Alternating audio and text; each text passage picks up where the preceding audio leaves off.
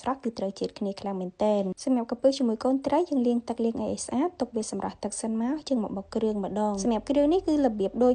គ្រឿងយើងស្លម្ជូរគ្រឿងអញ្ចឹងបងប្អូនហើយបន្ទាប់ពីនឹងមកគឺខ្ញុំបន្ថែមកសាំងមួយគ្រាប់សម្រាប់កសាំងគឺខ្ញុំដាក់ច្រើនទេបងប្អូនដោយសាររសជាតិជូរខ្ញុំយករៀងជូរតិចៗអញ្ចឹងណាអត់ចង់ឲ្យវាជូរខ្លាំងពេកទេគ្រឿងបន្តមកទៀតដែលខ្វះអត់បានហ្នឹងគឺជាប្រហុកនេះយើងប្រើ5-6កន្ទុយលាងទឹកលាងឲ្យជ្រះអំបិលច្រាំឲ្យម៉ត់ដាក់ច្បល់ចូលជាមួយគ្រឿងបុកនឹងមកបន្ទាប់ពីនឹងមកយើងមានជាម្រះព្រៅម្ទេសអាចសាច់ជាមួយនឹងស្លឹកល្មៀតសម្រាប់យើងខ្ចប់សម្រាប់ស្លឹកល្មៀតរបស់ខ្ញុំនេះវារៀងធ្លុះបន្តិចចឹងណាបងប្អូនហើយការលាយគ្រឿងដំបូងគេនឹងយើងដាក់កំពឹសកូនត្រីចូលយើងដាក់គ្រឿងបុកជាមួយប្រហុកមួយនឹងចូលហើយខ្ញុំបន្ថែមទឹកត្រីតន្តិចទេបងប្អូនបន្ទាប់មកនឹងគឺបន្ថែមប៊ីចេង1ស្លាបព្រាកាហ្វេហើយនឹងស្ករត្នោតកន្លះស្លាបព្រាបាយសម្រាប់ស្ករនេះបងប្អូនអាចប្រើស្ករសក៏បានដែរហើយរសជាតិនេះគឺខ្ញុំអត់យកផ្អែមខ្លាំងណាបងប្អូនផ្អែមនេះគឺផ្អែមតិចៗទេអញ្ចឹងហើយបងប្អូនណាដែលចូលចិត្តរសជាតិរៀងផ្អែមអាចបន្ថែមជាងនឹងបន្តិចក៏បានដែរហើយបញ្ជាក់បងប្អូនកំពឹសហើយនឹងកូនត្រីរបស់ខ្ញុំសរុបទាំងអស់គឺមានចំនួន3ខាំបន្ទាប់ពីនឹងមកចាំយើងដាក់ស្លឹកម្រះព្រៅចូលជាមួយនឹងម្ទេសអាចសាច់សម្រាប់ម្ទេសនេះបងប្អូនអត់ចង់ដាក់ក៏បានដែរបើខ្ញុំបុកលាយជាមួយនឹងគ្រឿងខ្លះហើយខ្ញុំដាក់ទាំងមូល